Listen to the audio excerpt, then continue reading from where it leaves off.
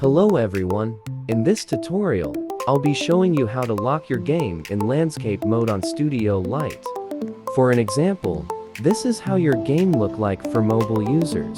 When joining the game, you have to manually rotate it to landscape mode, and it's quite annoying. To fix that, first go to the workspace, grab the script from the link in the description. Then create a local script and paste the script on it. Next take it to starter player scripts as shown in the video.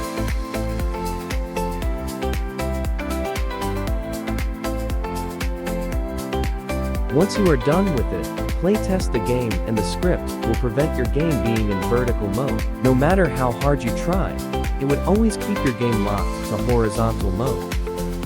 If this tutorial helped you, please leave a like and subscribe to support my channel and drop a comment about what you want next.